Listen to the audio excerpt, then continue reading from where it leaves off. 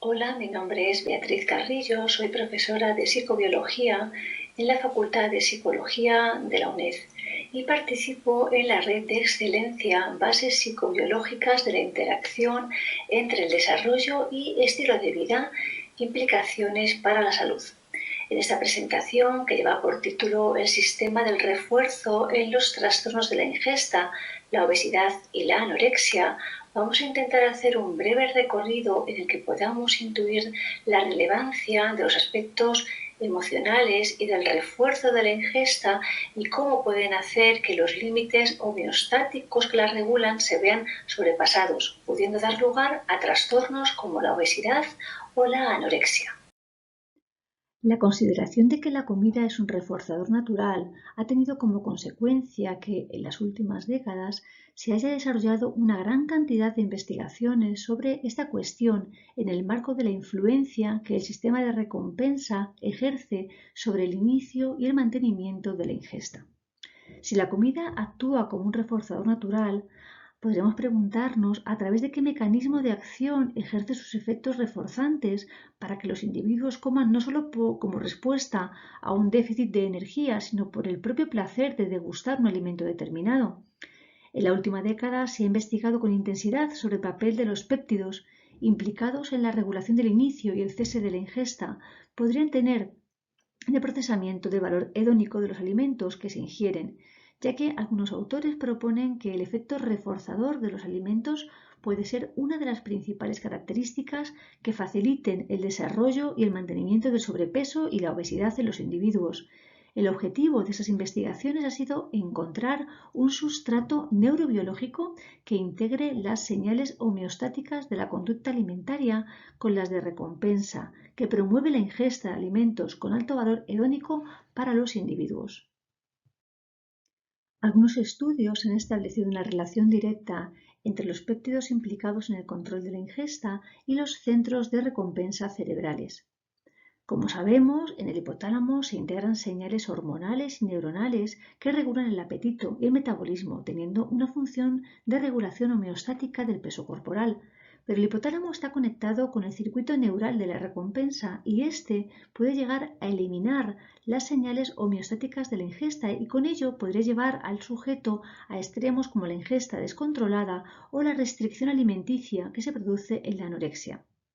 Diferentes estudios han mostrado cómo algunas hormonas que regulan el sistema homeostático también afectan directamente a las neuronas dopaminérgicas.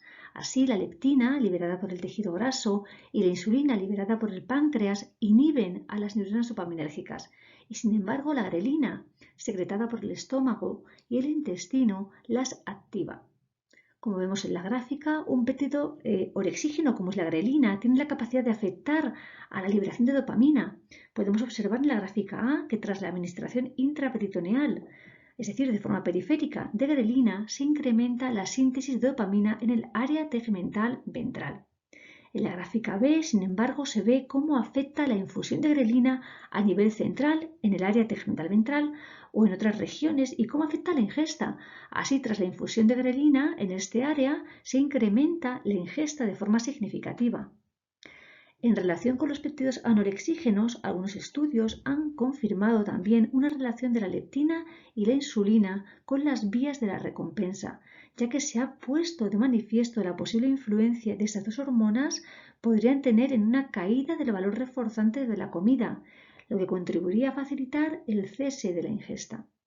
El conjunto de esos resultados permitiría sugerir que el área tegmental ventral es sensible a la leptina, la insulina y la grelina y que la actividad de las neuronas dopaminérgicas puede ser modulada por estas señales. Teniendo presente esta relación entre la vía homeostática con la vía de la recompensa, los siguientes trabajos se dirigieron a estudiar qué estructura es la que puede hacer la integración entre ambas señales. Lo podemos ver en la siguiente figura. Y basándonos en el estudio de Palmiter del año 2007, hemos intentado representar estas vías homeostáticas y su conexión con las vías de la recompensa. Como se puede comprobar, la orexina, liberada por el hipotálamo lateral, llega al área tegmental ventral, facilitando la liberación de dopamina. Las neuronas dopaminérgicas proyectan al núcleo accumbens, pero también a la amígdala, al hipocampo y a la corteza prefrontal. Por su parte, la información sobre la situación metabólica del organismo llega por una parte a los núcleos hipotalámicos que controlan la ingesta, principalmente al núcleo arqueado, al hipotálamo lateral y región paraventricular, y por otra al tronco encefálico, en concreto al complejo dorsovagal que incluye el núcleo del tracto solitario. Por tanto, la información sobre la palatabilidad de los alimentos que se analiza en el área tegmental ventral, el núcleo accumbens, debe integrarse con la información sobre la situación metabólica y parece que la estructura que cumpliría con los requisitos necesarios para garantizar esta coordinación es el hipotálamo lateral. Una vez que tenemos en mente tanto el circuito que controla la ingesta como su conexión directa con el sistema de la recompensa, podemos ver otro de los factores determinantes que van a afectar a nuestra decisión de qué comer y cuánto comer. Es nuestro estado de ánimo. En la revisión que realizó Singh en el año 2014, de donde hemos tomado esta imagen, se estudia cómo efectivamente la gratificación que produce el consumo de determinados alimentos provoca la liberación de dopamina y activa centros del refuerzo en el cerebro. Y por ello podrá llevar a los individuos a consumir repetidamente un determinado tipo de alimento que le proporciona ese estado de placer y así no atender a las señales de hambre o de saciedad. Si nos habituamos a obtener gratificación a través de este medio, nos podríamos encontrar ante un problema de sobreingesta que podría conducir a la obesidad. El estar sometido a situaciones estresantes de forma crónica puede tener un efecto sobre la ingesta, tanto provocando un incremento en la ingesta de alimentos palatables y reforzadores como disminuyendo el apetito. Sin embargo, ante la exposición a un estresor puntual, los estudios indican que el consumo de alimentos palatables, gratificantes, provoca que se reduzcan los signos de estrés y ansiedad. Estados de ánimo como la ansiedad y la depresión afectan a la elección de alimentos y al metabolismo energético. Las personas que presentan estados de ánimo depresivos suelen elegir alimentos confortables, gratificantes, porque les alivia ese estado de ánimo negativo. Así, a corto plazo, la comida palatable puede mejorar el estado de ánimo, pero el consumo crónico de comida alta en calorías conduce a la obesidad y la obesidad incrementa la vulnerabilidad de sufrir depresión y ansiedad.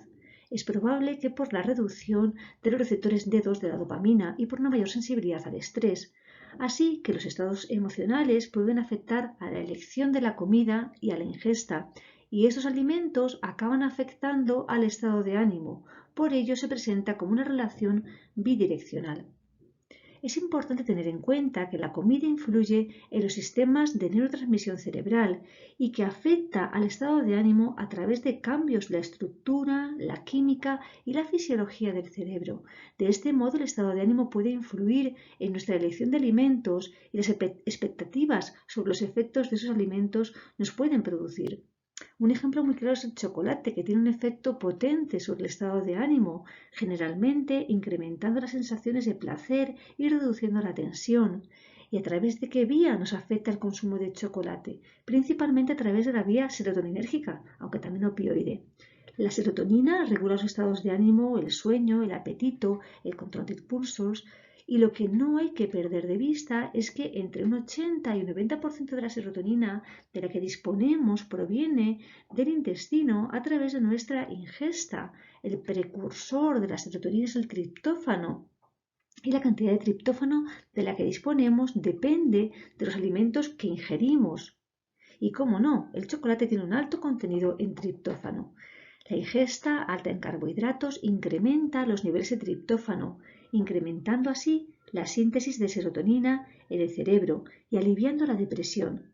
Dado que se produce esta relación tan clara entre los niveles de triptófano que ingerimos y la síntesis de serotonina que podemos realizar, el afecto negativo que suele acompañar a la realización de muchas dietas bajas en calorías podría ser debida sencillamente a que no se ingieren suficientes alimentos ricos en triptófano y por lo tanto el nivel de serotonina es demasiado bajo y el estado de ánimo empeora.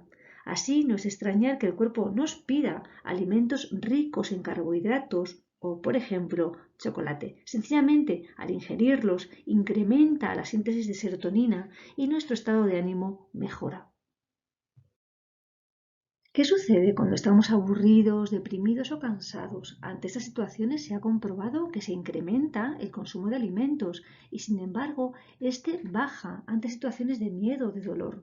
Pero no solo es importante el incremento o descenso en la cantidad de comida que tomamos, sino el tipo de comida que elegimos. Así, los estados emocionales positivos incrementan notablemente la ingesta de comida saludable, siendo predominante la ingesta de comida basura en los estados de ánimo negativos.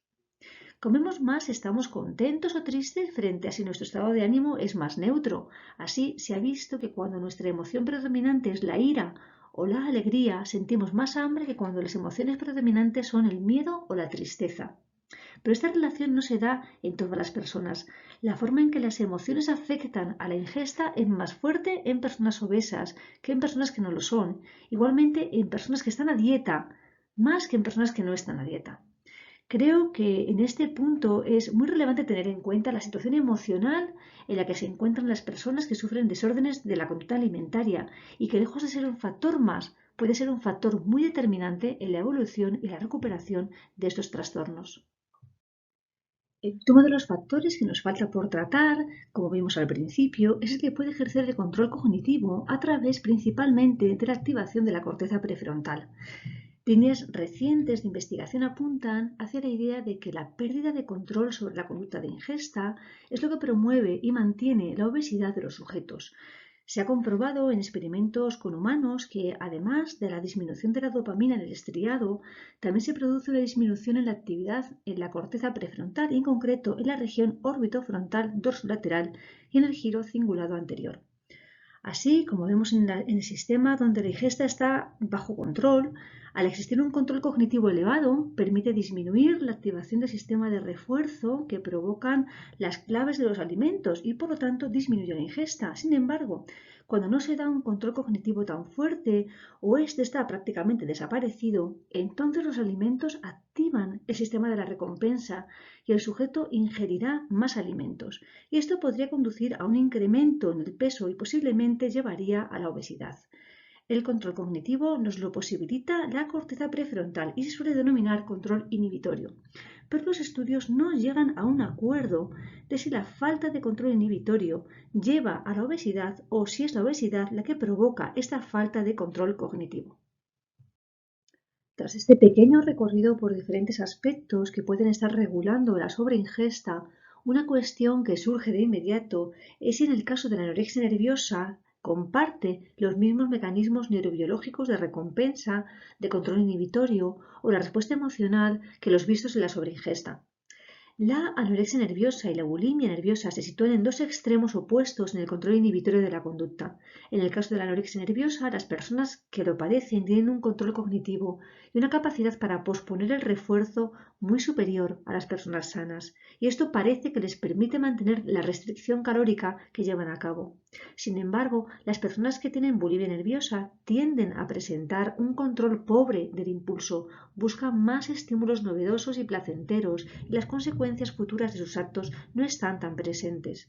En ambos trastornos se ha encontrado una alta sensibilidad al castigo, pero en la anorexia nerviosa la sensibilidad a los estímulos reforzadores está disminuida y en la bulimia nerviosa está aumentada. En resonancia magnética funcional se ha podido ver a mujeres sanas que tienen una activación del estriado ante refuerzos positivos y negativos, pero las pacientes con anorexia nerviosa que ya están recuperadas no presentan esta activación. Así que parece que en la anorexia nerviosa el sistema de refuerzo está alterado, así las sensaciones que provocan la inanición están reforzadas, se incrementa el valor hedónico de estar por debajo del peso normal y desciende el valor de tener un peso normal. Quisiera cerrar esta presentación con una revisión del año 2016, donde se recogen los aspectos más relevantes que determinan la aparición y mantenimiento de la anorexia nerviosa e indica cómo efectivamente las personas que sufren esta enfermedad parece que presentan una vía anormal del refuerzo. En general, parece que las personas con anorexia tienen una menor reacción a los estímulos reforzadores, probablemente porque presentan menor actividad dopaminérgica. Esta disminución podría significar no solo que la comida les resulta menos reforzante que a los demás, por lo que no obtienen tanto refuerzo en la ingesta de alimentos palatables, sino que tampoco disfrutarían tanto de otros reforzadores naturales. Una característica importante es que las personas que sufren anorexia cuando están a dieta se sienten bien, reforzadas, con más vitalidad. La dieta es en sí misma reforzante. Tanto la restricción calórica como el atracón y el ejercicio intenso incrementan la liberación de endorfinas en el 80% de las anoréxicas. Se ha visto que las mujeres con anorexia nerviosa tienen elevados niveles de codeína y morfina en sangre comparado con mujeres control. Estos opioides endógenos podrían ser liberados por las primeras dietas. Se produciría entonces un feedback en el control opioide y se reforzaría la asociación entre inanición y liberación opioide en sujetos con alto riesgo. Se hacen adictas a la restricción de alimentos. El sistema de refuerzo podría estar alterado por un incremento del valor hedónico del bajo peso corporal y un decremento cuando tienen un peso corporal normal.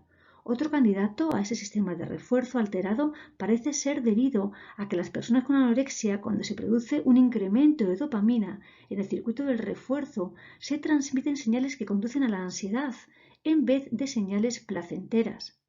Como hemos visto antes, desde el hipotálamo lateral se libera orexina como señal de inicio de la ingesta y estas proyecciones llegan al circuito del refuerzo. Estos autores indican cómo la actividad crónica de este circuito, es decir, niveles de orexina permanentemente elevados, provoca la actividad del sistema del refuerzo, generando en esos pacientes una aversión a la comida, junto a elevados niveles de ansiedad que refuerzan el decremento de la ingesta y la evitación de la misma. Según estos autores, efectivamente, parece que la anorexia nerviosa podría ser considerada una conducta adictiva, donde el objeto de la adicción es el excesivo control de uno mismo y del hambre.